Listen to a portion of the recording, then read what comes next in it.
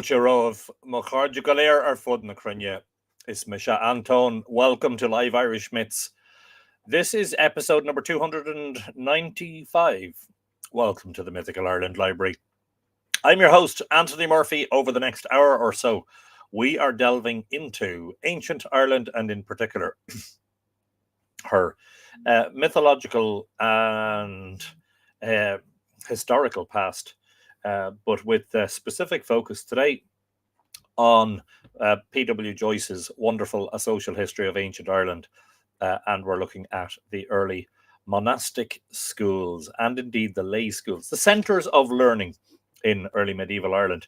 A very good evening if you're joining us wherever you are in the world. It's exactly 8 p.m. here in Ireland. It is almost dark, pretty dark. Winter is coming. Happy fall equinox or autumn equinox. I believe the actual astronomical date of equinox was yesterday. That is, of course, the moment at which the sun crosses the celestial equator from this day forward until next vernal equinox in March of 2025. The hours of daylight will be fewer than or shorter than or less than the hours of darkness here in Ireland, and of course culminating in the shortest day of the year and the longest night at winter solstice. So we've got all that to look forward to. But if you're in the southern hemisphere, of course, from now on for the next 6 months, your days are longer. So well done to you. First to comment tonight, of course, if you are joining us for the live stream, please do feel free to join in the conversation by commenting, whether you're watching on the Mythical Ireland Facebook page or indeed on the YouTube channel. We'll do our best to share all or most of the comments here. Elaine Dent-Lingenfelter is first in the house this evening, and she tells us that Texas is much cooler at 23 Celsius. I think we hit a high of 18 today. It was a very dull, cloudy, overcast day. It was grey. From beginning to end, it was grey. Yeah, I much prefer when the sun is shining. Anyway, glad to hear you're cooling down, Elaine. Lily Shambles is in the house. Good evening, Lily. Evening. Hope all are well. Yes, indeed. And I hope we can say the same right back to you. Wayne Bird is here. Evening, Anthony. Hope everyone is well. Beautiful pocket-sized book, The Land of the Ever-Living Ones. Excellent quality. Looking forward to reading it. Did you get yours? Brilliant. Yes, of course. And that's what it looks like. A very cute little book. And I do believe that many of you will enjoy it enormously. Of course, many of you will have read it already, and originally published in 2013. Oh, definitely don't throw the book on your keyboard, Anthony, because that could cause all sorts of technical shenanigans. If you're interested, of course, as always, in obtaining your own copy of Land of the Ever-Living Ones, signed by my good self, signed by the author, I will share a link to the Mythical Ireland website where you can order yours right now. And I told you already, but I love the flaps. I love a book with the French flaps. Just looks and feels better, I think. And it's I think cute is the word, but it's compact, and it's a lovely, uplifting story. And you'll read it. If you're a fast reader, you'll read it in a couple of hours. If you're a slower reader, maybe a day or two. But sort of thing actually maybe worth taking your time with, you know. And don't forget the other recent publication, published at the beginning of August, Fornox Archaeology, Astronomy and Mythology. And again, if you order any of my books from the Mythical Ireland website, of course, I will send you a signed copy. Fornox is €20. Land of the Ever-Living Ones is 15. Apologies about the postal rates. Some people have been complaining lately about that the cost of shipping is high. Well, we only have one postal service in Ireland, unfortunately, so they hold us to ransom. We either pay their rates or the book doesn't get shipped, you know, or we look at a faster and more expensive alternative like DHL or one of those. So what can I say? Johnny Wilson is in Dallas, Texas. Good afternoon to you, Johnny. And Johnny, you may remember, was at the launch of the Fornox book here in Drogheda, and met him at Ishnock on the tour we did with Simon Chute of Monumental Ireland, and then also at another talk I did at Cruban, not far from Nouth, here in the Boyne Valley, part of the Heritage Week events. What a pleasure, Johnny. I hope all is well over in Dallas. Dronf is saying hello from Hotel Bravo 9 Tango Lima Kilo. You're 5'9" from EI2KC, and a very good evening to you. That's the sort of language that most of you will be going, what the hell is he talking about? It's ham radio speak. Teresa Collins says, ooh, I'm on time. Well, I do have the red book at hand just in case, you know. It's there just in case anybody's trying to sneak in late in the middle of a lecture. Of course, I've repeatedly said these are not lectures. These are friendly fireside conversations, or bookside conversations even. Rex Fortenberry is saying, howdy from a hot and hairy deep South Louisiana. Let's rock. Yeah. I think that's a part of the world I wouldn't like to live in, by the sounds of it. High temperatures plus high humidity. Not a good combination. I think a lot of us would struggle. But Rex, you're doing well. You know, I have to say, your tenacity shines through. And Rex is being told by Lily, we have plenty of rain to spare here in England if you want some. Actually, it's a funny thing, despite the fact it has been a mediocre summer here in Ireland, it hasn't done a lot of rain. And so over the past week, I've had a number of tours. In fact, it's been a very, very busy 8 days for Mythical Ireland.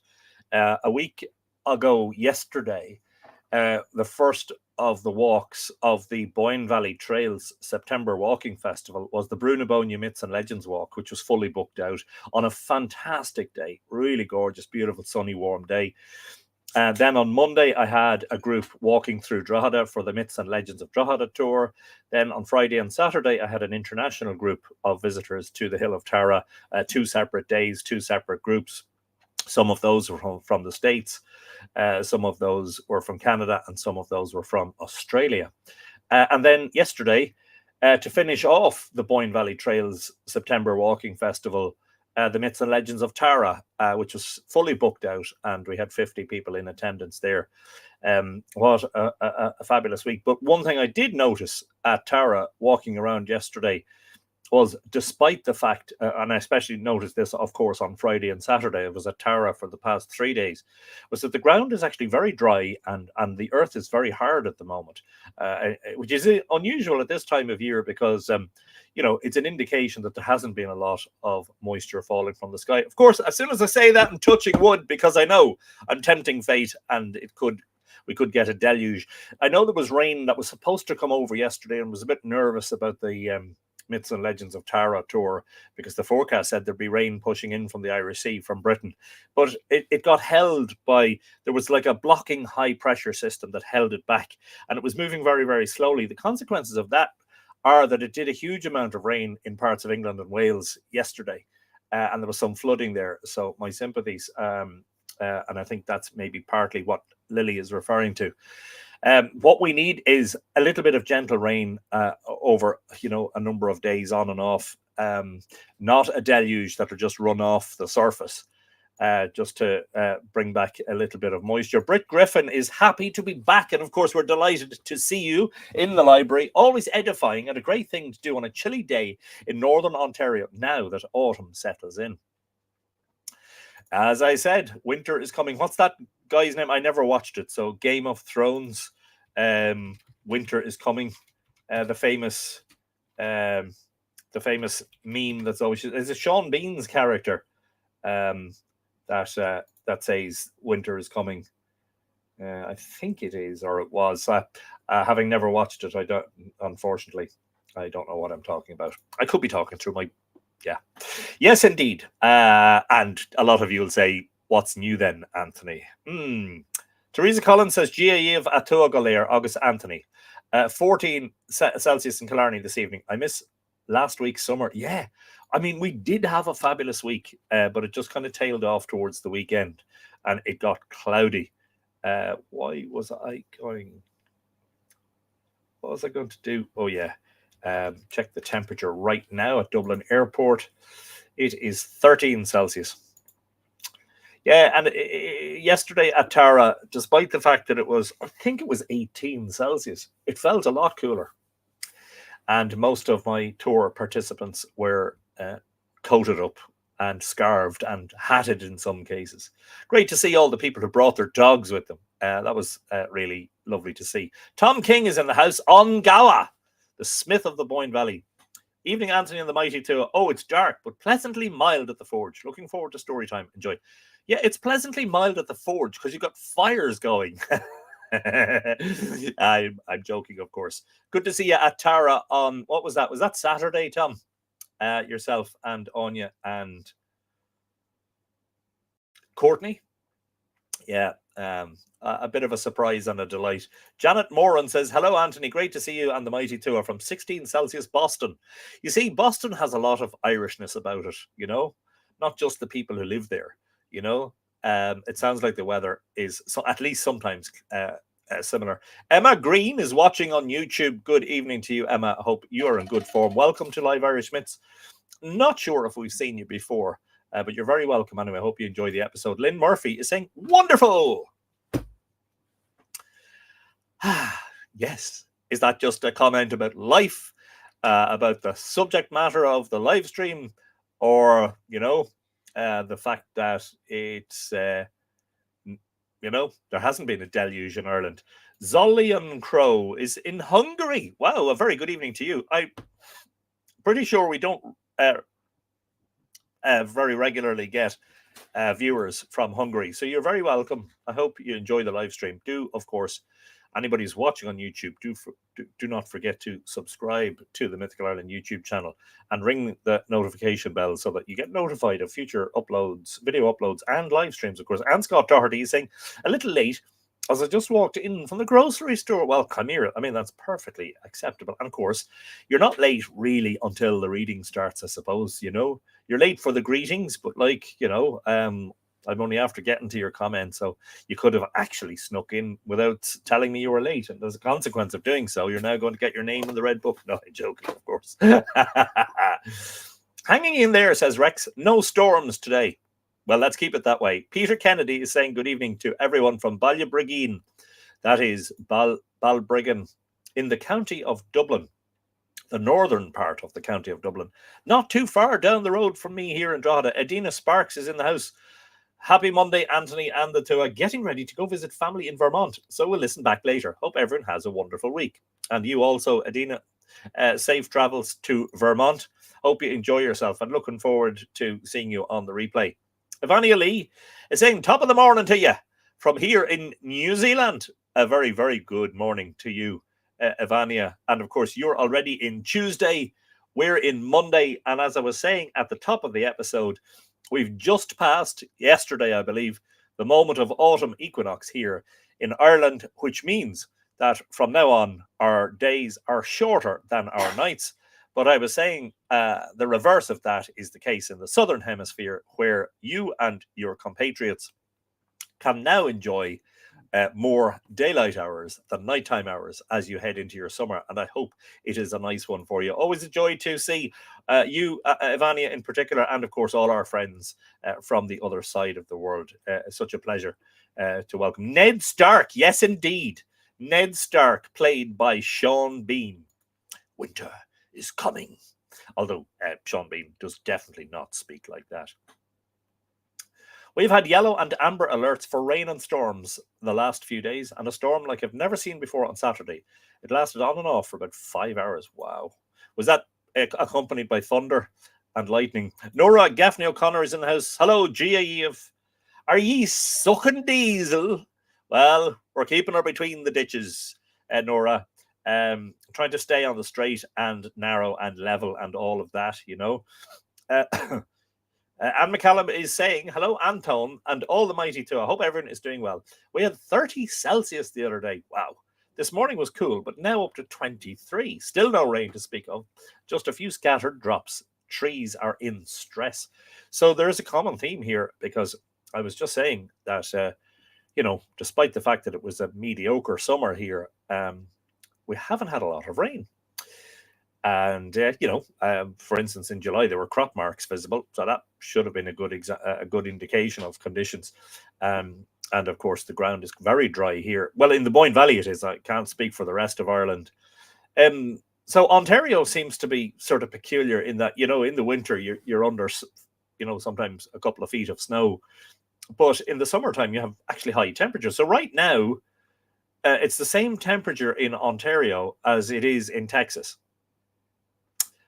which is interesting to me, that you really do wildly fluctuate. And this is one of the nice things about living in Ireland, is that although the weather can be quite mediocre, we don't get those extremes generally.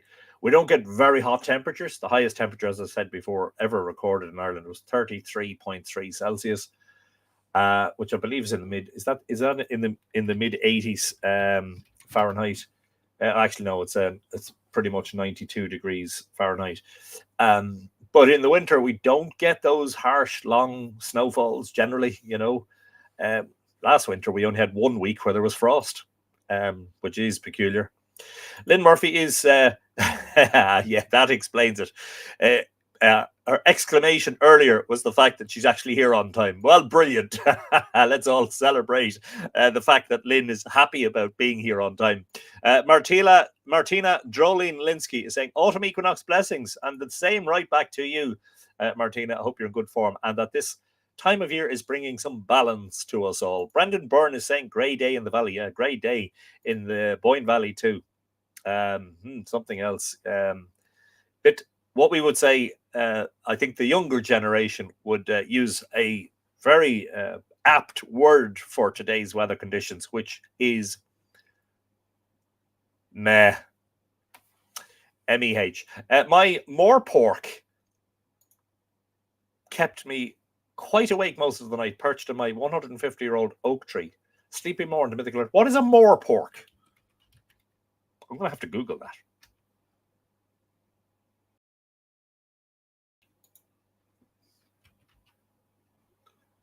Is it an owl? New Zealand native bird. Aha. In Maori tradition, the moorpork was seen as a watchful guardian. It belonged to the spirit world as a bird of the night. There you go. Wow. Fantastic. Don't suppose you have any photographs. As you'd know, I was trying to sleep at the time, Anthony, not take photographs. Hope Wells is watching from Ontario, Canada. A very good afternoon to you, Hope. Lovely name. And I hope you enjoy the live stream this evening and the companionship. Tuesday Thompson is wishing us all a happy Mythology Monday. And I wonder how often you whoop with joy when I have in the past announced that the Monday live stream is being postponed to Tuesday. So you can wish us a happy Mythology Tuesday. Thunder and lightning lasted for 5 hours with a good 30 minutes right above us. The rain has lasted days. Oh, right. Okay. Wow. Quite a different picture over here, which is unusual in fairness, wow. Well, hopefully you get a bit of a dry spell now to dry up all the rain, as it were. Yeah, springtime for us, says Ivania, with cherry trees in full bloom. Brilliant. Like you said, upside down to your equinox. Yeah. The leaves are starting to turn, and yeah, there's quite a few leaves already on the ground. Would love to move back to the homeland, says Hope. Where's the homeland? Is that Ireland? Is that the Emerald Isle? 8 fire, Alan Scott Doherty. 8 fire very near me, starting around 3 a.m. Thank goodness I got them all out now. Pretty scary since it's so dry. Oh yeah, of course, that's the other thing you have to contend with long dry spells of weather is forest fires. Hope you're safe and well, Anne and Bill. And yeah, thanks to all of those who turn out even in the middle of the night to put out the fires. Lisa Gale is saying howdy from Houston, Texas. Gia Gwich. Gia August Bangia Gwich. Lisa, a pleasure to welcome you into the Mythical Ireland Library for Live Irish Myths. Hope you enjoy yourself, and especially the company watching on YouTube. Mark Gordon is in Iowa. A very good afternoon, Mark. Hope you're in good form.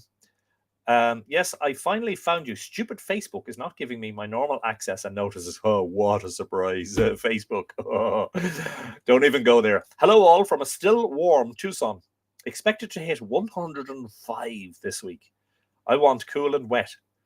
Well, you can come over to Lily. I'm not sure where exactly you are, Lily. I know you told me before. You come over to England, or at least if you had done over the weekend, you would have got a drenching. I have to be careful. I'm touching wood as I say this because sure enough, we're going to get one before too long.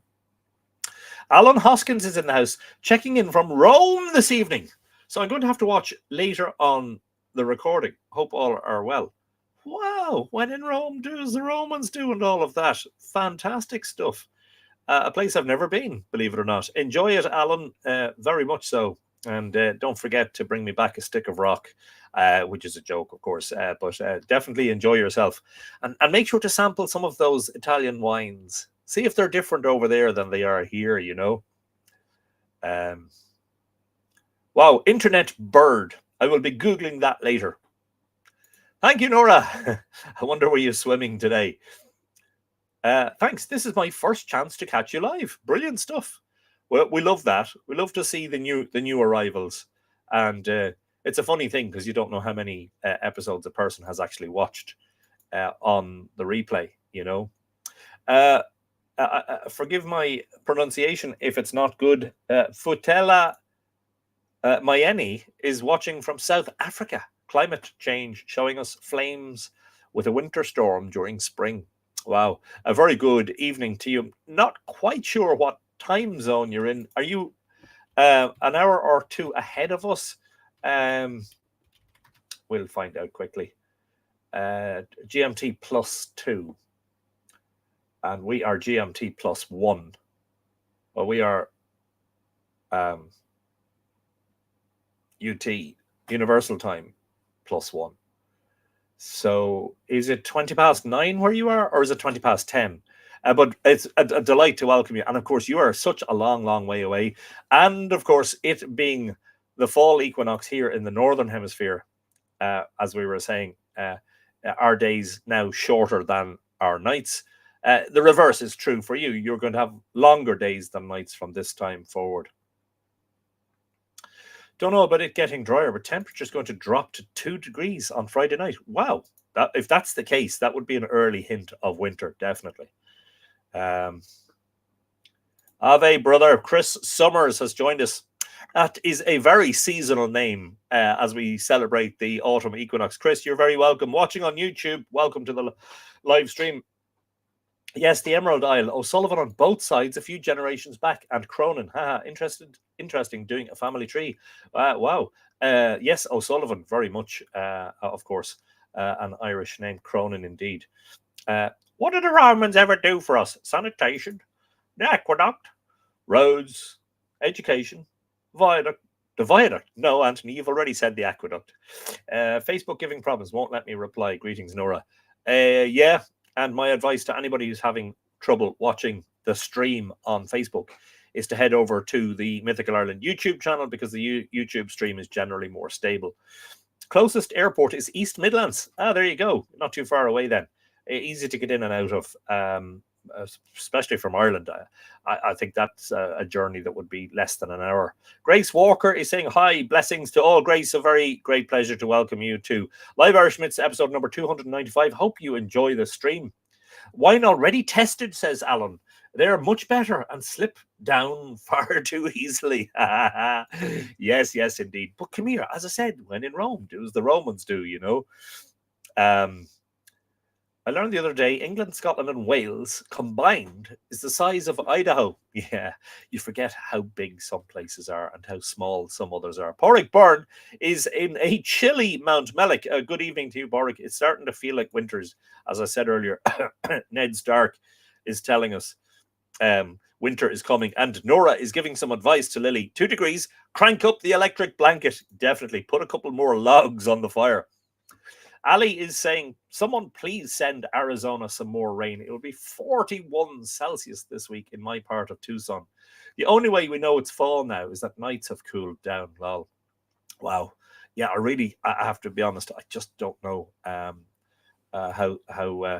some people deal with the climate where they live, you know.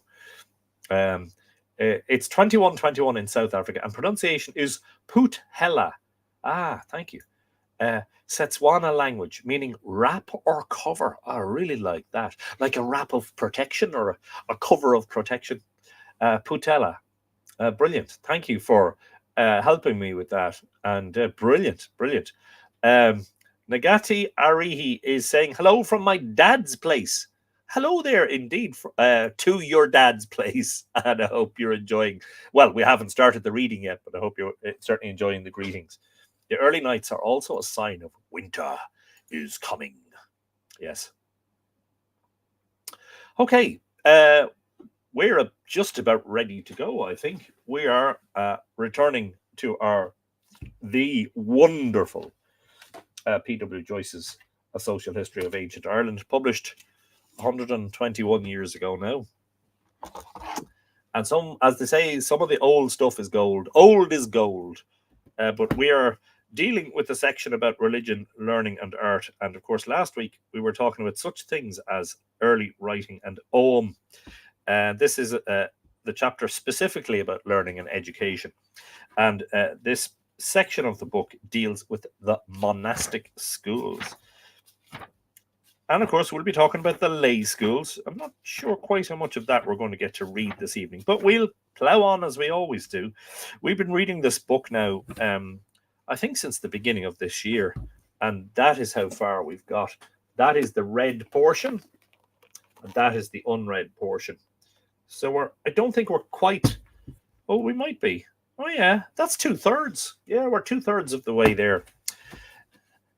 We are indebted, of course, to the early scholars, or the now deceased scholars who during their lifetime did wonderful work in bringing the past to life again for us. Chris Summer says spooky campfires first, though. I've got to figure out how to connect with the Tucson person on YouTube, says Barbara. Nuevo Laredo is saying, hello, everyone watching from Australia. A very good morning to you, Nuevo. And happy, well, I think it's your spring equinox. Well, it was yesterday. And we were mentioning since the beginning of the stream about how, in the Northern Hemisphere now, our daytime is shorter than our nighttime. But for you, your daytime is now longer than your nighttime. So happy spring. And yes, summer is coming for you. But a very good morning to you. It's Tuesday morning there. It's still Monday evening here in the Western Hemisphere and back in Ireland. So brilliant. A great pleasure to welcome you. What time are we on? Oh, we're half an hour in. Okay. So 2 classes of schools. The schools and colleges of ancient Ireland were of 2 classes, ecclesiastical and lay. The ecclesiastical or monastic schools were introduced with Christianity. That makes sense, I suppose. And were conducted by monks.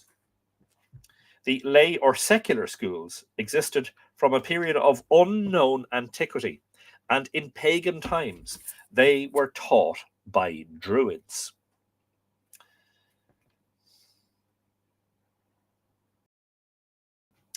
The Irish monastic schools were celebrated all over Europe in the Middle Ages.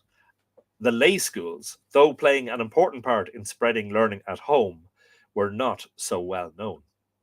These 2 classes of schools are well distinguished all through the literary history of Ireland and, without interfering with each other, worked contemporaneously from the 5th to the 19th century.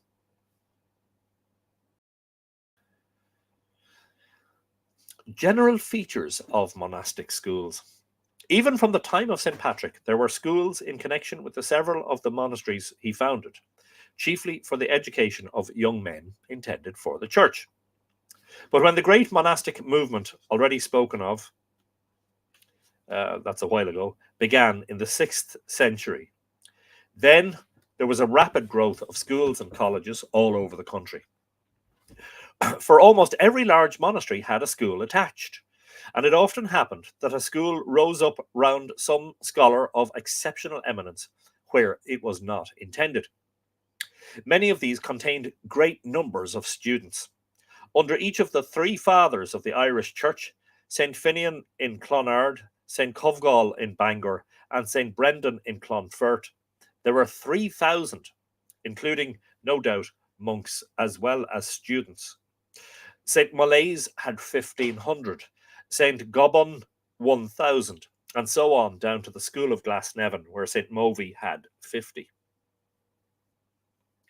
This last, 50, was a very usual number in the smaller monastic schools. How such large numbers as those in Clonard, Bangor, and Clonfert obtained living and sleeping accommodation will be found described further on. Of course, that, is something that you have to think about.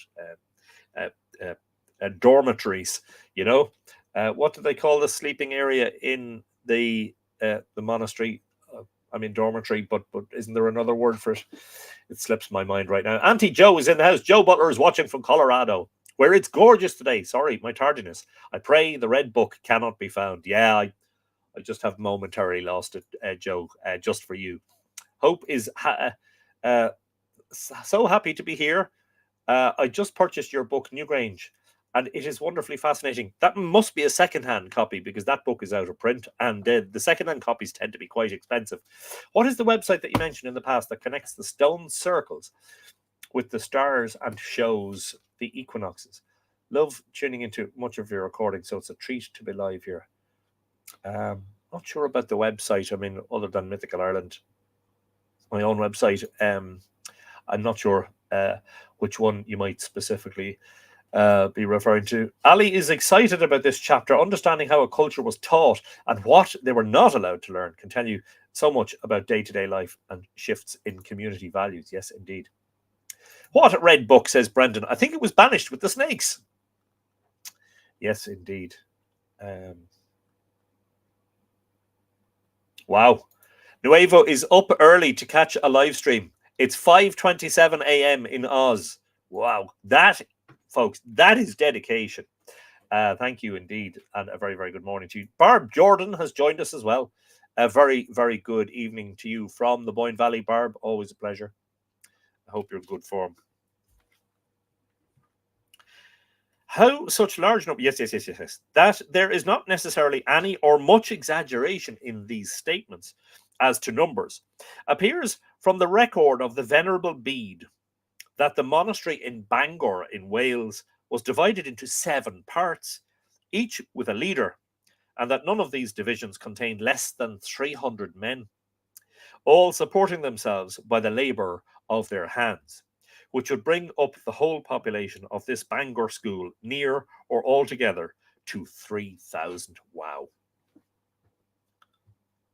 It was a brand new one, out of print, but that's why I wanted it, and of course to support you. Oh, you bought that from me back when I had a batch of 7 of them. Yes, brilliant. Yeah.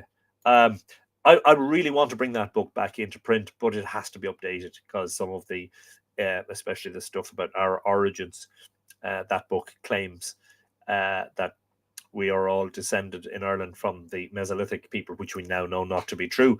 But yeah, would really love to bring that back out. Michael Trott, trouble getting on here from Surrey. Hello from me too. Trouble getting on here from Surrey, oft from NZ. Are you in? Are you back home, Michael, or are you still in this part of the world? Sorry we didn't get to meet last week. That would have been a great joy. Desiree Riley is sneaking in late. You're lucky. You're lucky. I've lost the red book. I had it a while ago, but I can't find it. Consider yourself lucky, miss. Good afternoon, Desiree. Welcome to the live stream. What was the difference between monks, bishops, friars? Were monks, friars the same thing? Yeah, I think. Of course, the bishop was more of a leader, and it's a funny thing because you would say, well, in the first millennium AD, before the big orders established monasteries here, surely there were no bishops. There were just abbots of the monasteries, but there were actually bishops apparently. Before Ireland really became an episcopal system. Yeah, I think generally speaking, a monk and a friar, they kind of denote the same thing. And there was a guy in a monastery, and he was in the kitchen, and there was a monk who was cooking chips, and he said to him, "Are you the the friar? And he said, no, I'm the chipmunk. Excuse me. Apologies. Learning about how the monastic system helped Ireland is really the antidote to modern religious institutions and the negative connotations they gained for themselves through scandal. Very much so, Chris. Agree with that statement. Yes, indeed. In these schools, secular as well as ecclesiastical learning was carefully attended to. For besides divinity, the study of the scriptures, and classics, for those intended for the church, the students were instructed, as we shall see, in general literature and science. Accordingly, a large proportion of the students in these monastic schools were young men, amongst them sons of kings and chiefs, intended not for the church, but for ordinary civil or military life, who attended to get a good general education. To quote one example, where such students are mentioned incidentally, we read in the Four Masters, that is, the Annals of the Four Masters, under AD 645, Recte 648, that, pardon me, that Rogalach, king of Connacht, was assassinated. At this time, his second son, Cathal, was a student in the College of Clonard, and when he heard of his father's murder, he and a party of 27 of his fellow students, all young laymen from Connacht, sallied forth from the college, and, coming to the house of the assassin, beheaded him. Fantastic. Yes, now I can see where the likes of Game of Thrones got its inspiration from, even though I didn't watch it. That's a good one, Anthony. Definitely don't feed the crocodiles. Don't encourage them. I'm late too. I hate being late for anything, says Lexi. Well, as I've been saying to the latecomers, I have temporarily misplaced the red book, so you'll get away with not having your name in the nasty book this week, or in the bold book. I'm still in your isles and part of the world. Sorry to miss you too, Anthony, though I met on Goa Tom King. Yes, indeed. Brilliant stuff. And yeah, well, you're in our time zone now, which is brilliant. We don't have to say good morning to you. But of course, we're now in our autumn. So when you go back home, you'll be in your spring. Nuevo says, God bless you, thanks. I find this history really interesting. I have Irish heritage that I know little about. Wow. Yeah, it has a tendency to sort of bubble up, you know. It has a tendency, that is your Irish heritage, to kind of make itself known. In case of kings of high rank, however, the young princes were generally educated at home, the teachers residing at court and taking rank with the highest. In those great seminaries, every branch of knowledge then known was taught. They were, in fact, the prototypes of our modern universities. We must, writes Dr. Ritchie, neither overestimate nor depreciate these establishments. They undoubtedly were in advance of any schools existing on the continent, and the lists of books possessed by some of the teachers prove that their institutions embraced a considerable course of classical learning. There's Peter from Monaster Boys saying, good evening to you, Peter. Office Care 36, indeed. I hope you're well. It's been a bit of a dull day, but sure, look, we'll press on nonetheless. I haven't seen you in a bit and I hope you're in good form. The bold book, lol, says Nora. Yes, indeed. Learning was not confined to men. In the 6th century, King Brandulf's mother had a writing style, a Gelg Graiph, Gelg Graiph, so that she must have practiced writing on waxed tablets. And I'm just putting an NB beside that because, of course, I've often said that, you know, mostly, you know, we didn't. It was the ecclesiastics who wrote. Most of the Irish didn't write as such. Most of our culture was oral, but there was some writing, of course. And this is spoken of in the old record as a matter of common occurrence among ladies. The daughter of the King of Colon was sent to Clonard to St. Finnen. I've said before, St. Finnen, Finnen, also regularly spelled St. Finian, Finian, to learn to read her psalms in Latin. One of the first order of Irish saints, named Mugint, Mugint, founded a school in Scotland to which girls as well as boys were admitted to study. And St. Ita enjoins her foster son, St. Brendan, when a young man not to study with women. Sorry. Yes, Anthony, you need to read that again. And St. Ita enjoins her foster son, St. Brendan, when he was a young man, in other words, not to study with women, lest some evil-disposed person might revile him. Wow. Extent of learning in monastic schools. We have ample evidence that both the Latin and Greek languages and literatures were studied with success in Ireland from the 6th to the 10th century, and that the learned men from the Irish schools were quite on a par with the most eminent of the continental scholars of the time, and not a few of them at the head of all. Columbanus,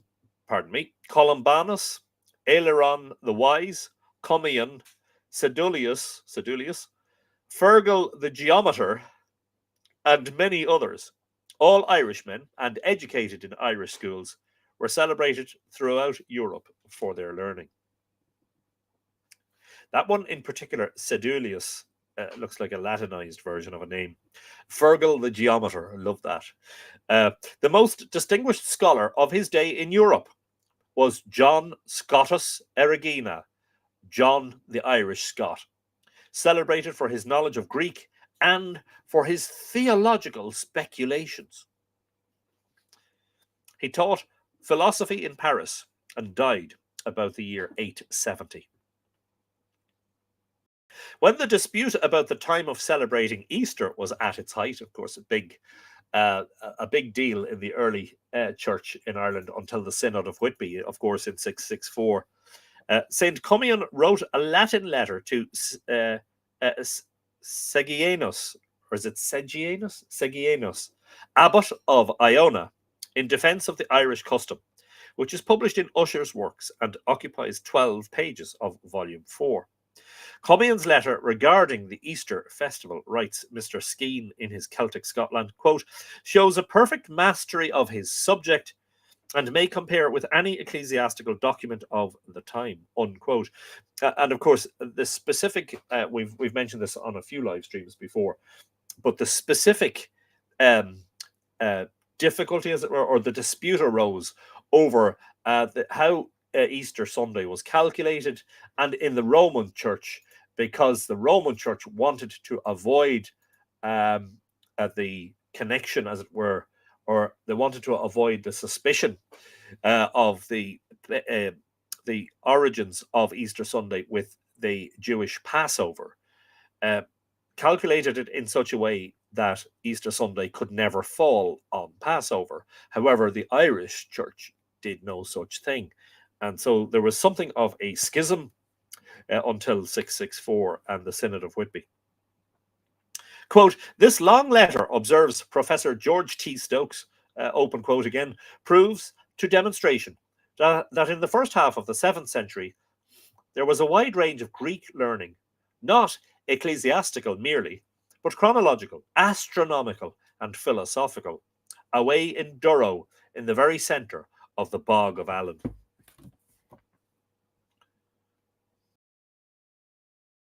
That is, of course, in the county of Kildare. And coincidentally, the Bog of Allen, roughly speaking, not far from where the rising place of the River Boyne lies.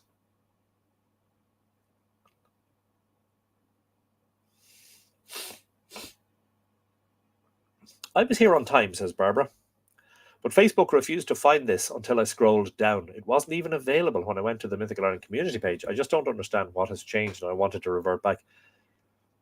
We are, hostages to Facebook shenanigans, and it changes all the time, and it's, it's annoying. Try to complain or to get them to get a human being to deal with you, and to get a straight answer to your issues. You won't, John Inman says the Romans used wax tablets. So there you go. Something that perhaps was copied. And John also saying he loves my jokes. Be careful. You have to be careful when you're praising me for my jokes. That's definitely dodgy territory, because that means I might give you more of them. The Irish monks were equally famed for their theological learning. It is worthy of remark that, so far as theology and sacred learning in general were concerned, the University of Armagh seems to have been regarded as the head of all other schools and colleges.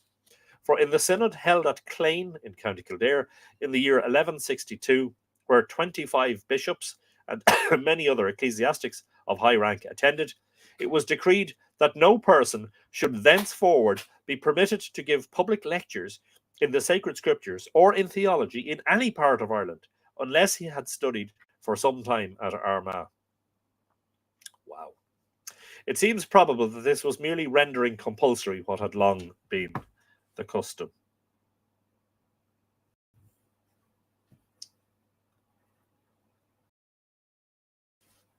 Foreign students.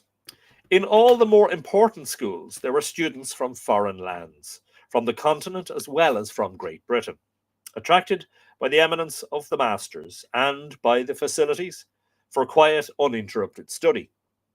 In the lives of distinguished Englishmen, we constantly find such statements as, quote, he was sent to Ireland to finish his education, unquote. The illustrious scholar Alcuin, who was a native of York, was educated at Clonmacnoise. Among the foreign visitors were many princes, Oswald and Alfred, kings of Northumbria, and Dagobert II, king of France, were all educated in Ireland. Of course, Dagobert was educated at Slane, apparently. At least that is the tradition that is recalled here locally.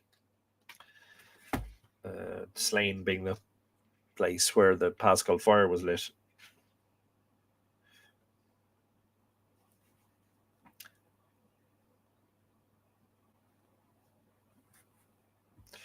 It appears that Alfred, while in Ireland, was called Flan Finna from his mother Finna, an Irish princess. And there is still extant a very ancient Irish poem in praise of Ireland, said to have been composed by him. It has been translated by O'Donovan in the Dublin Penny Journal, Volume 1, page 94, and metrically by James Clarence Mangan. We get some idea of the numbers of foreigners from the ancient litany of Angus the Culdee, in which we find invoked many Romans, Gauls, Germans, and Britons, all of whom died in Ireland. To this day, there is to be seen on Great Arran Island a tombstone with the inscription VII Romani, 7 Romans. It is known that in times of persecution, Egyptian monks fled to Ireland, and they have left the country many traces of their influence. In the same litany of Angus, mention is made of 7 Egyptian monks buried in one place. That's fascinating. Scattered over the lives of the Irish saints are innumerable passages, many of them legendary or mixed up with legend, but nonetheless presenting a true picture of what really took place, recording the arrival in Ireland of foreign pilgrims and students, or notifying their residence or death. Here is one characteristic legend from the Irish life of Saint Senan. Quote, then came a ship's crew from the lands of Latium on a pilgrimage into Ireland. 5 decades were their number, unquote. Presumably that just means 50. The old document goes on to say that each decade took one of the Irish saints as patron and protector during the voyage, namely Saints Finan, Senan, Brendan, Kieran, Finbar. And they arranged that each saint was to be asked by his votaries to protect the ship for a night and a day in turn. All went well till it came to the turn of Senan's 10, when there arose a dangerous storm, and the pilot called out to them for help.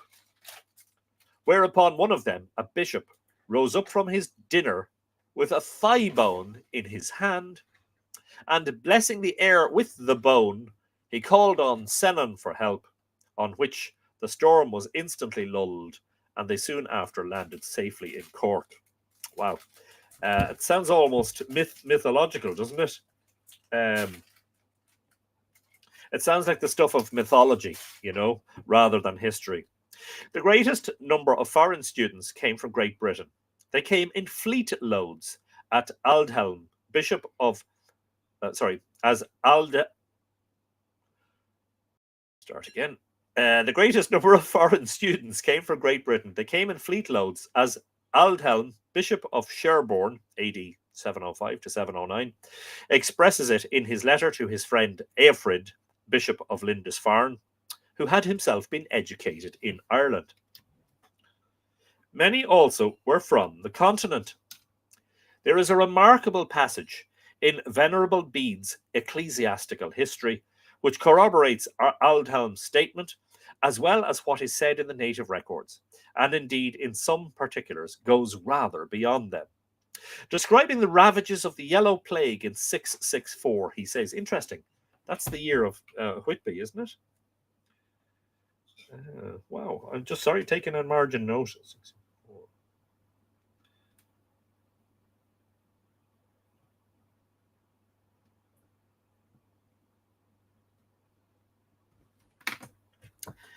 Describing the ravages of the Yellow Plague in 664, he says, quote, "This pestilence did no less harm to the island of Ireland. Many of the nobility and of the lower ranks of the English nation were there at that time, who, in the days of Bishops Finan and Colman, Irish abbots of Lindisfarne, forsaking their native island, retired thither, either for the sake of divine studies or of a more continent life. And some of them presently devoted themselves to a monastic life. Others chose rather to apply themselves to study, going about from one master's cell to another. The Scots willingly received them all and took care to supply them with food, as also to furnish them with books to read, and their teaching, all gratis." No student debt back then, folks. We know that one of the three divisions of the city of Armagh was called Treon Saxon, the Saxons' third, from the great number of Saxon students inhabiting it. And we learn incidentally also that in the 8th century,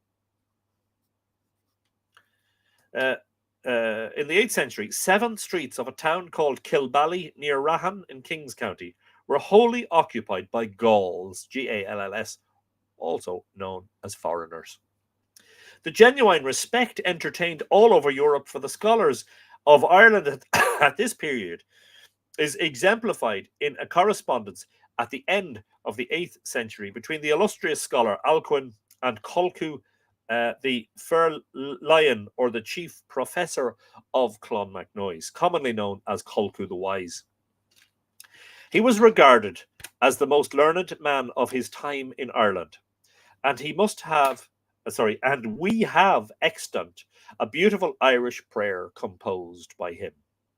Alcuin was educated by him at Clonmacnoise, and in his letters he expresses extraordinary respect for him, styles him, quote, "Most Holy Father," unquote, calls himself his son, and sends him presents for charitable purposes, some from himself and some from his great master, Charlemagne. Wow. In the course of 3 or 4 centuries, from the time of St. Patrick, Ireland was the most learned country in Europe, and it came to be known by the name now so familiar to us, Insula Sanctorum et Doctorum, the island of saints and scholars.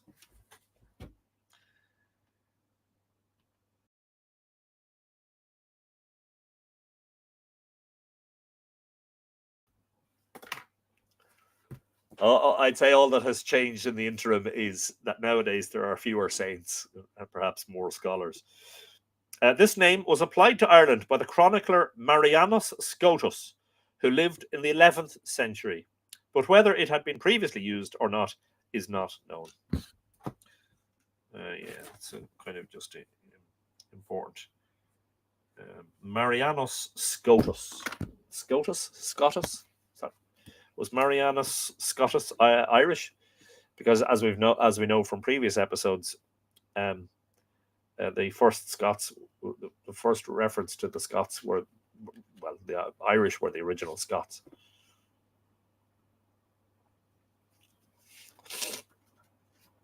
Lexi wants to know what page I'm on. 416 is the page number, Lexi. 416.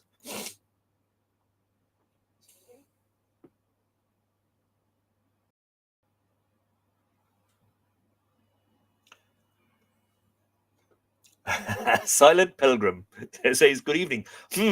Late again. To which Chris Summers replies, a wizard is never late nor early. Yeah. Conveniently, I've misplaced the red book, so there are no names being taken this evening. Mariana Dunn, where the hell do you think you're going? Almost an hour in. This day, we have to cut this out. The amount of people who are late, it's getting ridiculous now. Of course, I jest. And in any case, you can watch the replay.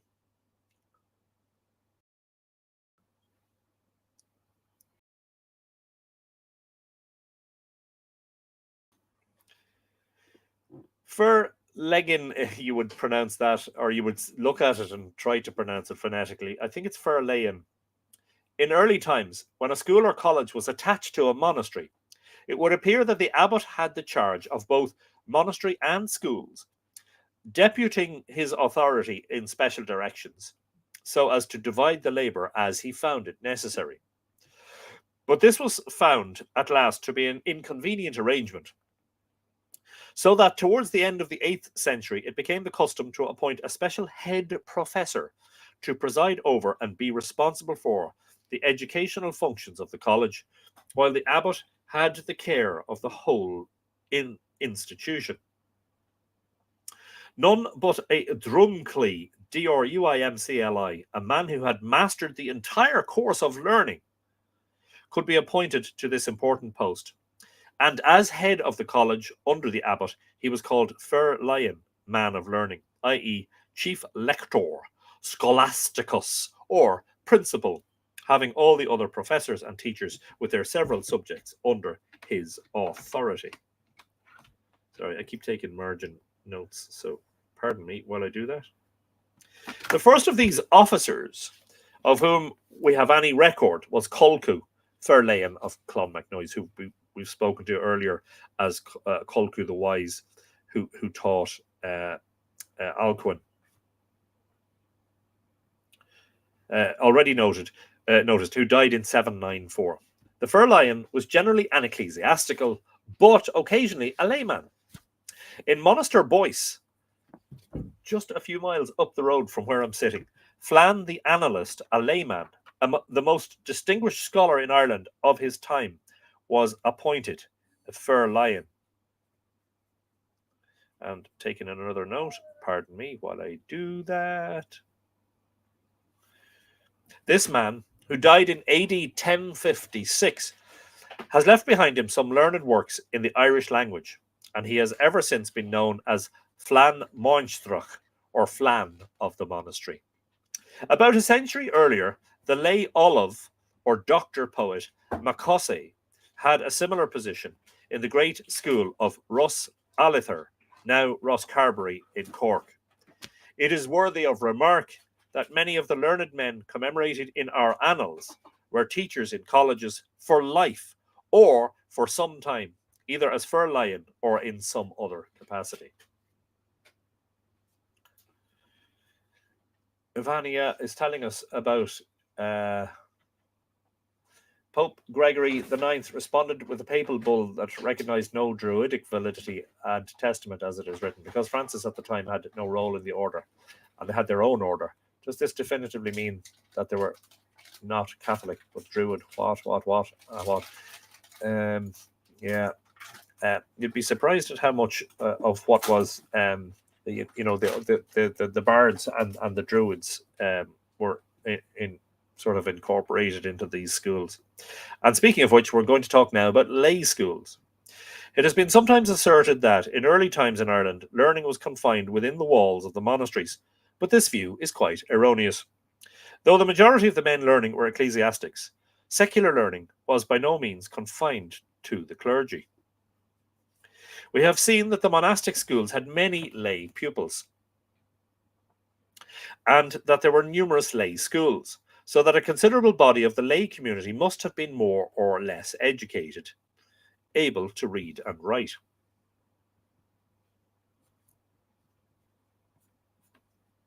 Nearly all the professional physicians, lawyers or brehons, poets, builders and historians were laymen.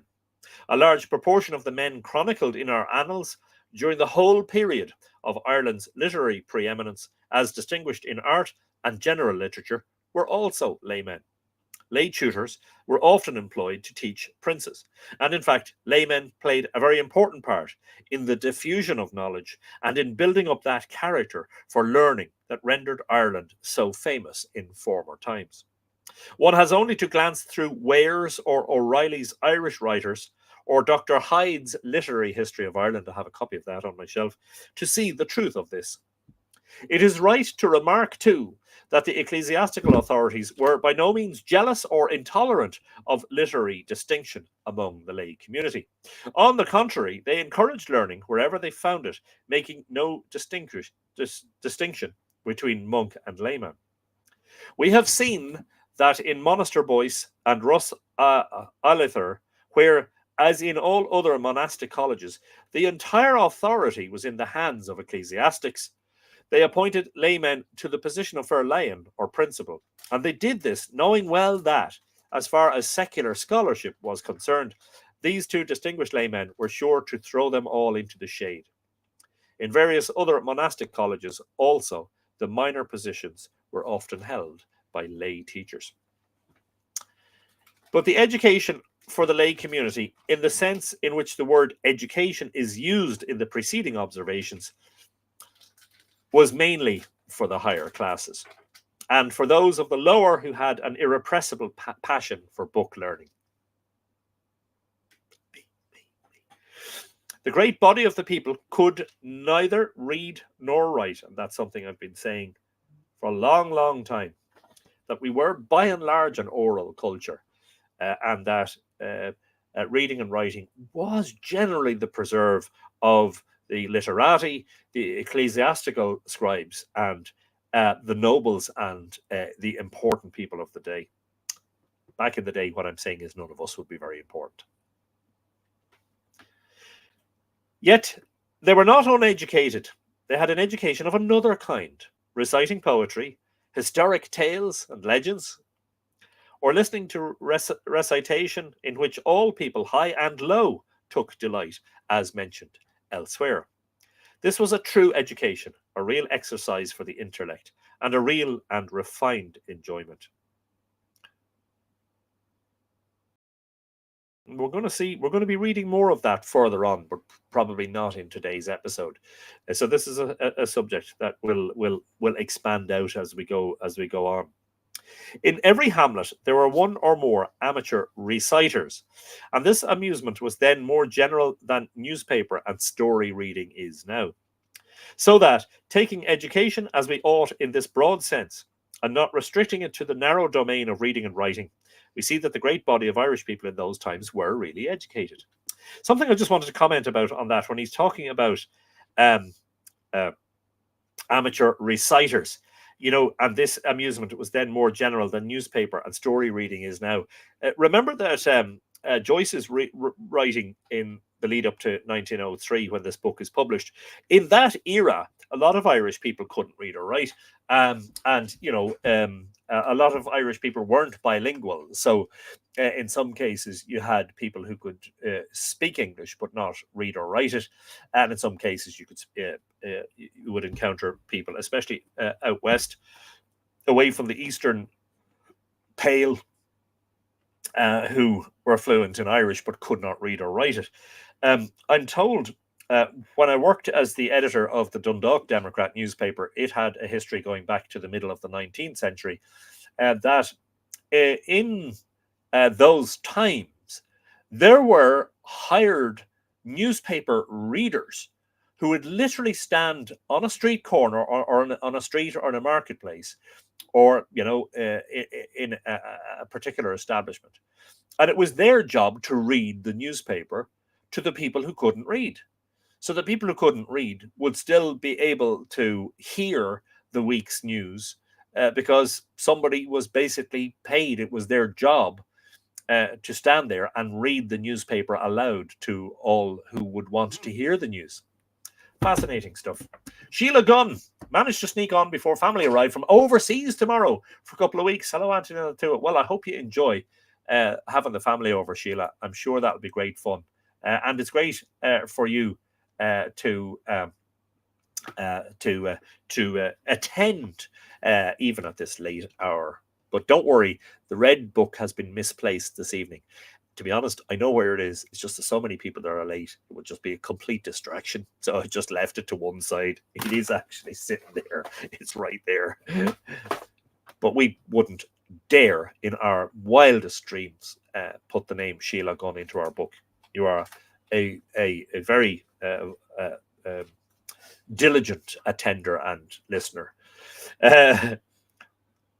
But where was I here? Yes. There seems no reason to doubt that there were schools of some kind in Ireland before the introduction of Christianity, which were carried on by Druids. After the general spread of Christianity, while monastic schools were growing up everywhere through the country, the old schools still held their ground, taught now by Christian olives or doctors, laymen, who were the representatives of the Druid teachers of old times. Fascinating. There were several classes of these schools. Some were known as Bardic schools, in which were taught poetry, history, and general Irish literature.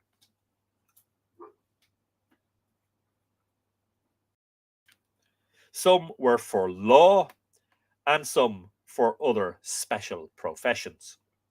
In the year 1571, hundreds of years subsequent to the period we are here treating of, Campion found schools for law and medicine in operation. Quote, they speak Latin like a vulgar tongue, learned in their common schools of leechcraft and law, whereat they begin as children and hold on 16 or 20 years, conning by rote the aphorismes of Hippocrates and the civil institutions and a few other pairings of these two faculties. This is antiquated English, so yes, we'll read on. Unquote. The 16 or 20 years is certainly an exaggeration. The Bardic schools were the least technical of any, and young laymen not intended for professions attended them, as many others in greater numbers attended the monastic schools to get a good general education. Some of these lay schools, perhaps most, were self-supporting, and the teachers made their living by them, while some were aided with grants of land by the chiefs of the district. Wow. At the Convention of Drumketa, AD 574, the system of public secular education, so far as it was represented in the Bardic schools or those for general education, was reorganized. The scheme, which is described in some detail by Keating from old authorities no longer in existence, was devised by the Ard Olive, or chief poet of all Ireland, Dallan Forgoil, the author of the Aura, or elegy on St. Columkill. There was to be a chief school or college for each of the 5 provinces, and under these a number of minor colleges, one in each Tua or Cantred. They were all endowed with lands, and those persons who needed it should get free education in them. The heads of these schools were the olives of poetry and literature, all laymen. Many of them, as time went on, became noted for the excellence of their teaching in subjects more or less special, according to the individual tastes or bent of mind of the teachers or the traditions of the several schools. These subjects, whether law, history, antiquities, poetry, etc., were commonly taught by members of the same family for generations. In later times, towards the 16th century, many such schools flourished under the families of O'Mulcroney, O'Coffey, O'Cleary, and others. A lay college generally comprised 3 distinct schools held in 3 different houses near each other, a custom that came down from pagan times. We are told that Cormac MacArt, High King of Ireland, well, it says King of Ireland, High King from AD 254 to 277, founded 3 schools at Tara, 1 for the study of military science, 1 for law, and 1 for general literature. St. Brickin's College at Tomregan near Ballyconnell in Cavan, founded in the 7th century, which, though conducted by an ecclesiastic, was of the type of the lay schools, comprised 1 school for law, 1 for classics, and 1 for poetry and general Gaelic learning. Each school under a special drumclee or head professor. And coming down to a much later period, we know that in the 15th century, the O'Clearys of Donegal kept 3 schools, namely for literature, for history, and for poetry. KB Viscom is in the house on YouTube. Good evening to you and welcome. Welcome to the live stream. Shh, says Sheila. I'm trying to avoid the red book. It's perfectly okay. The red book is being set aside this evening. Archaeomyth says, judging by the oral tradition in Ireland being the most prevalent, surely it accounts for the variety of spelling among mythological characters. Nuada or Necht might be variants of accents recorded. Yeah, plus the fact that in some cases when the stories were being recorded by ecclesiastical scribes from bards who couldn't read or write, they were only trying to, what's the word? To approximate, as it were, the spelling of what they were hearing. So hence, sometimes on the same page of vellum, you get 2 or 3 different spellings of the same proper noun or name, or personal name or place name. Towards the end of the 16th century, the public schools of all classes began to feel the effects of penal legislation. In the time of James I, among many other schools, there was in Galway a flourishing academy for classics and general education kept by the celebrated John Lynch, afterwards Bishop of Killala, author of Cambrensis Eversus. In 1615, the commissioners appointed by King James to inquire into the state of education in Ireland visited this school, which they found full of scholars who came not only from Connacht, but from all parts of Ireland, attracted by the fame of school and teacher. The commissioners, in their report, praised the school as highly efficient, but they gave orders that it should be closed as Dr. Lynch refused to become a Protestant. It is humiliating to have to record that a leading member of the commission that issued this barbarous order, was the great scholar James Ussher, afterwards Archbishop of Armagh. And it's this the sort of thing that makes us acutely aware of the certainly the conflict and the religious nature of the conflict that plagued Ireland for centuries. Through the dark time of the penal laws, which forbade all education to Catholics, the schools struggled on despite of acts of Parliament. In some places, the secular seminaries became narrowed to schools for poetry alone, or rather, what then went by the name of poetry. In the preliminary dissertation on the memoirs of the Marquis of Clanrickard, it sounds like Clanrickard, the Holy Stone, don't mention Father Ted, is a curious description of the manner in which these degenerate schools were carried on, which it is not necessary to quote here.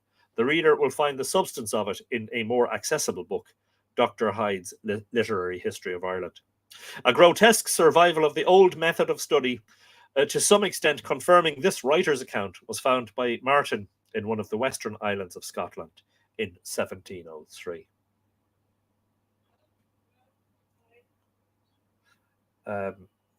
Just propose to read one more page and then leave it at that for this evening. This is fascinating. There's so much of what we've been reading over the past number of months that I really need to sort of come back to again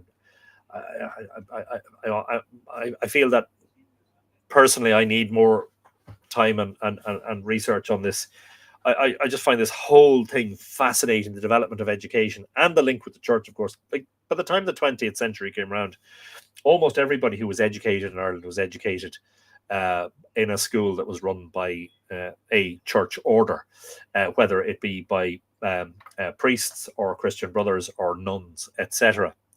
And of course, a lot of stuff happened in those schools, abuse in particular, physical, mental, sexual abuse, and a lot of that coming to light now over the last couple of decades in particular.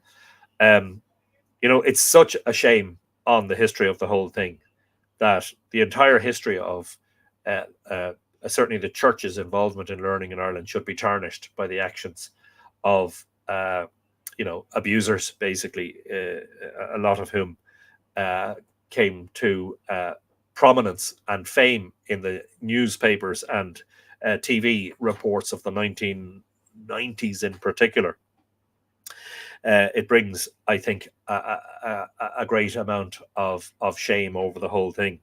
But nonetheless, if you can put that to one side, because we definitely don't belittle the scandals and the abuses and the crimes, definitely not. The first millennium AD in Ireland is a fascinating period of time. So you have the survival of the older schools of learning, and then you've the new schools of learning, but they weren't exclusively for church learning. You could go there and get an education in the classics or the laws or whatever. It's fascinating stuff.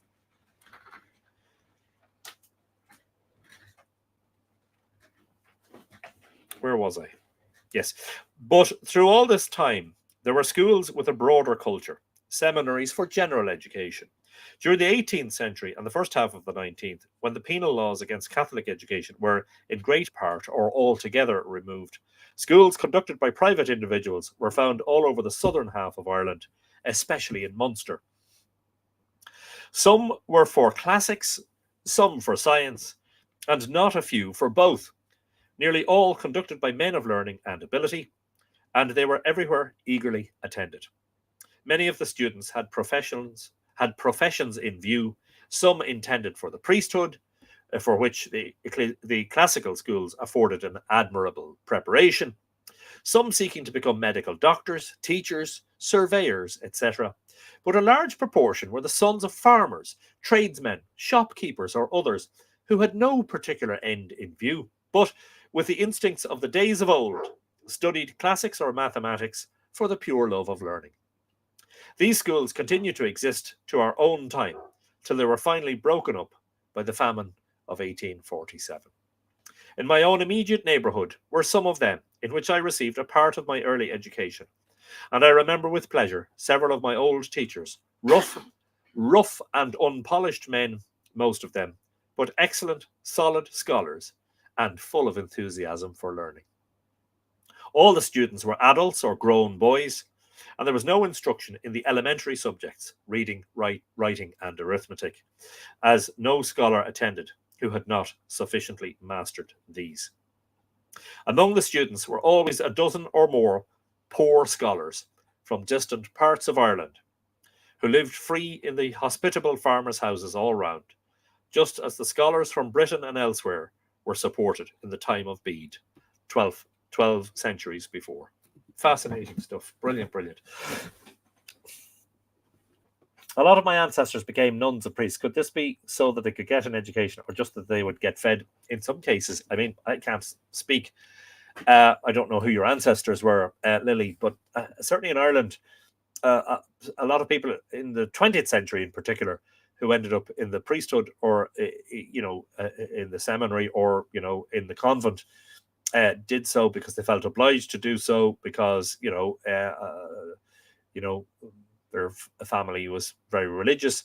But yes, there is that practical element too. The practical element of, well, at least a career in the priesthood guarantees you, a decent living, somewhere to sleep, a roof over your head, and 3 square meals a day. That is very much the case. Absolutely. The mystics learn from natural ways, usually only known to them and theirs. Wild sages, in other words, says Chris. Yeah, but don't forget, in addition to that, there was an aspect of the classics. One of the things about early education in Ireland is that Ireland always seems to have had this outward view. We've never been insular. We've never been sort of, or it seems certainly in the past few millennia, we haven't been this sort of island saying, go away, everyone else. We're locked in behind our own shores, as it were. We've always had this outward looking propensity, and we've travelled and we've brought learning back. So the classics, of course.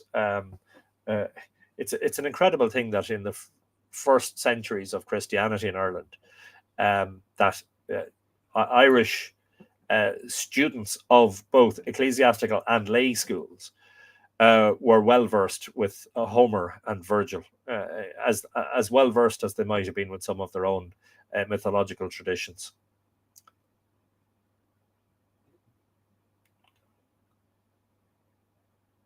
Yeah, families from Dingle. There you go.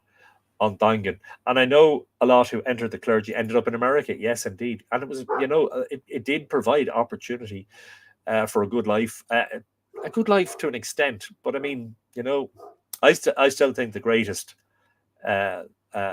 greatest failure of the Irish Catholic Church in the 20th century, and probably the church at large, was not to allow priests to get married, not to allow ecclesiastics to get married.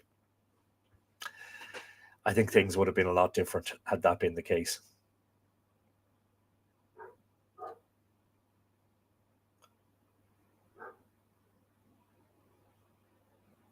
And a lot of commentary as well. And somebody asking about the Red Book too. And yes, it is, of course, only a bit of humor on my part. There is no seriousness about taking the names of people who are late. That's a tradition from my own education, from when there was a roll book in school. I don't know if many of you remember the roll book. The roll books were generally very, very large books with huge leaves, very big, hardback books, and the names for the pupils in the class for the year were written down on the left hand, the leftmost column of the page, and then there were narrow columns where above each, vertically, you would write the day, the date, and then in the morning time the teacher would say, Mihal O'Brien, and you'd say Sha or yes or present or whatever the desired answer was. And would read all the names, and those who were absent were ticked off. And of course, if there was a note from the parent, excused, an E would be written for excused. And that's how things were done in the old days. Yeah, long before computers and modern technology. Oh, it was Hope Wells who was asking, "What is this red book?" Yeah, because people have a habit of. It's so funny. People have a habit of arriving in late, and that's fine. It's only a live stream. I don't like. It doesn't matter to me. I like to see people attending and enjoying, but a lot of them announce that they're late. Like, I can't see any of you, so if you're late, don't announce it. Is what I would say. But I think over a while back, I started sort of pretending to take people's names in the red book, and it became a sort of a long-running joke. So that it almost seemed that it was a cool thing to have your name entered in the red book. So people started announcing when they were late instead of just sneaking in at the back and saying nothing. Bit of humor, that's all. Yeah.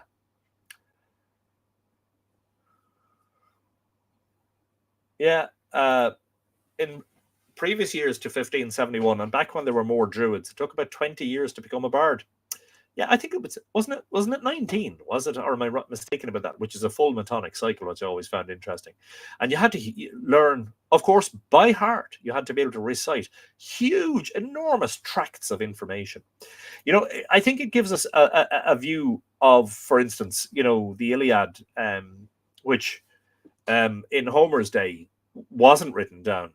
he was able to recite the whole thing from beginning to end. And then some of our sagas, of course, the best known one, Toynbee Coelga, which would have been entirely recited by heart and with great accuracy.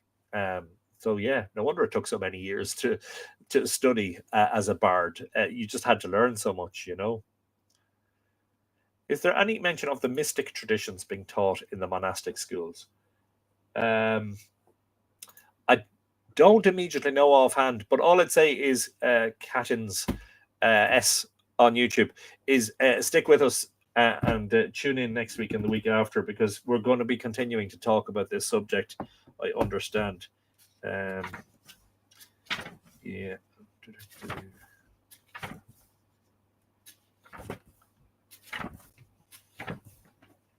Oh yeah, there's this is actually quite a long section. So I would say stick with us, and you certainly have a better chance of finding out. I've just battled my way through floods and traffic jams to get back to Wales, running around unpacking but listening in. But anyway, it's incredible. Yeah, there's a huge amount of rain over your neck of the woods over the last, I think it was particularly yesterday, wasn't it? Some sort of a blocking high pressure kept it at bay mostly from us, and it's quite dry here, but hope you're okay anyway, and great to see you. Most of the regulars were late today. Almost all the Colorado tuned in late today. Lol. Yeah, you hang them out to dry, Desiree, why don't you? Yeah.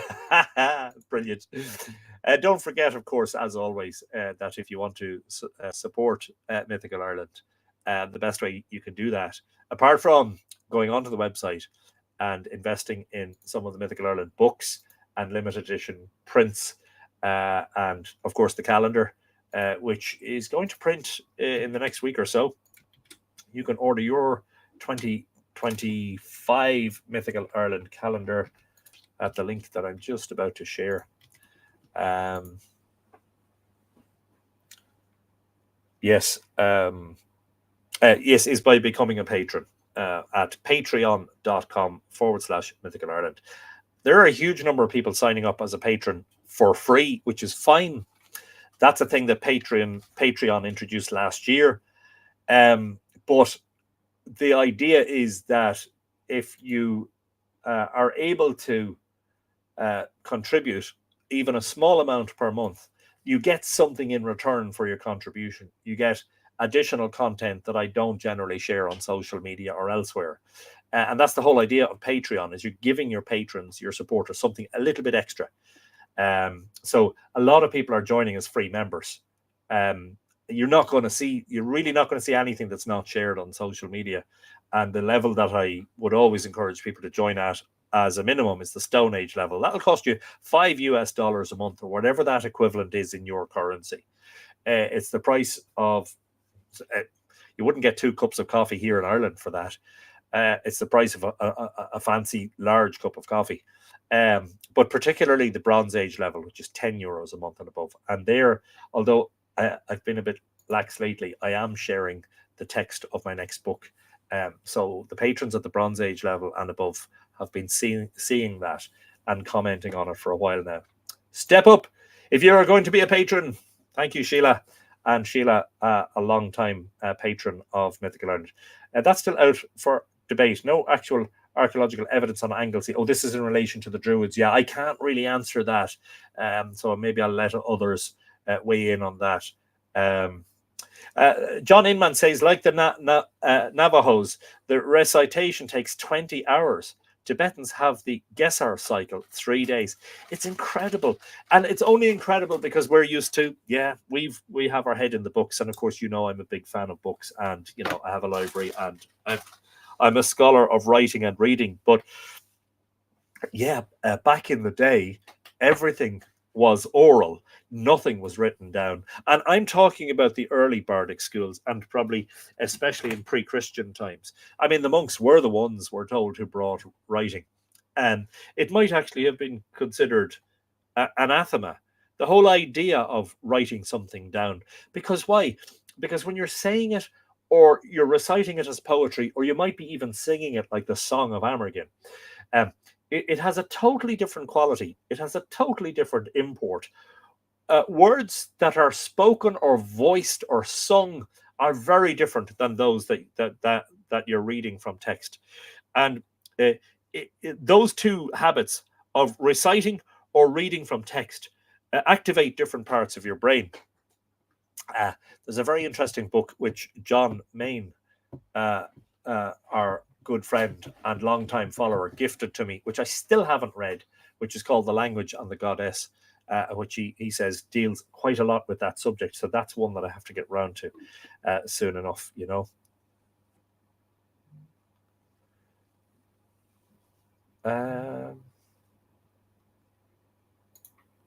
Thanks, Sheila. And hopefully before too long, at some point, it would be a great, for me, it would be a great honor for you to come on one of my tours. Definitely. Anyway, at that point, yes, it is 9:30 here. So I'm proposing to wind down the episode for the evening. Hope you all enjoyed yourselves. Please do pop over to the Mythical Ireland website. If you haven't done so, one thing that would, apart from the fact that the website itself is a huge resource, sign up for the email newsletter and become a Mythical Ireland insider. It's free to do that. At most, you would receive 2 emails a week, but actually most of the time it's only 1 email per week. And generally, they are long read emails about specific subjects. So you won't be inundated with email after email that's just about, you know, sale, use this coupon, get this discount. Yeah, there is a little bit of that, of course, because I have to make a living. But mostly the emails will be subjects that are related to mythology and legend, to archaeology and history and prehistory, to astronomical subjects, and particularly archaeoastronomy and ancient astronomical alignments in Ireland, and other things that would be considered subjects of interest to Mythical Ireland. So definitely sign up to the email newsletter if you get a chance. And please do consider becoming a patron, because none of anything that you see would be possible. For instance, I live stream using a subscription service. That service has to be paid for. The patrons are literally helping to pay that bill, as it were. Needless to say, there are many other costs involved. But anyway, love this particular study of religious history, says Lexi. I'm glad you've been enjoying it, Lexi, you know. Yeah, and a lot of conversation and discussion going on. You're all an amazing gang of people, says Nora. Love getting in amongst you on a Monday night. Brilliant stuff, yeah.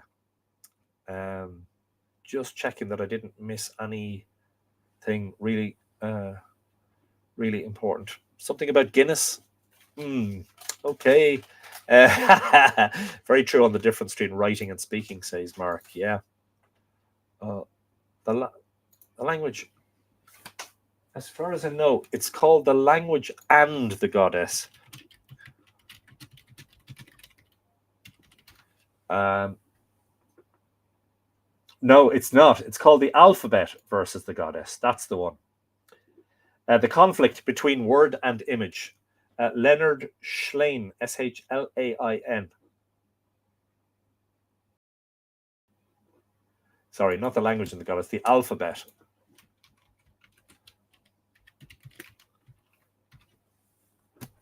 So you'll find that on all popular book-selling websites. And it has its own website. Leonard Schlain proposes that the process of learning alphabetic literacy rewired the human brain with profound consequences for culture. Making remarkable connections across a wide range of subjects, including brain function, anthropology, history, and religion, Schlain argues that literacy reinforced the brain's linear, abstract, predominantly masculine left hemisphere at the expense of the holistic, iconic, feminine right one. This shift upset the balance between men and women, initiating the disappearance of the goddesses, the abhorrence of images, and in literacy's early stages, the decline of women's political status. Patriarchy and misogyny followed. I think that's a book many of you will be interested in. Anyway, if you get around to reading it before I do, perhaps you might give us your opinions on it. Give us as detailed a review as you can. Okay, that is it for this evening. Thank you indeed for joining us on Live Irish Myths number 295. We hope that we'll see you next week. All going well. Let me just quickly, I should do this every week. Let me just quickly check my calendar. Sometimes I have an event on a Monday night, which means I can't live stream. What day is today? Is the 23rd, and next week looks clear. Great. So hopefully we'll see you all next Monday. That's 8 p.m. Irish time, 3 p.m. Eastern if you're in the States, and whatever the equivalent is in Canada. Ontario, I presume, is the same as Eastern. And 12 noon Pacific, or if you're in Vancouver, that's 12 noon for you when we start. I can't read the comments and listen to Anthony on my mobile, so I'm missing out on the chat. Excuse my lack of interaction. Book sounds great. That's no problem at all, Mavanway. I completely understand. And thanks for even trying to join in terms of listening. Yeah, I suspect that a few of you will get your... a few of you will get your hands on that Alphabet versus the Goddess book. Michael Trott says, watch tonight with my Irish da and mam. Sláinte, Anthony Latua. Brilliant stuff, Michael. And hello to ma and da. Tranonawa. We'll see you all next week. In the meantime, all that remains for me to do is to say, Ichawa, Colasov, Slán go fóil agus tó go bugé. Most importantly, take it easy.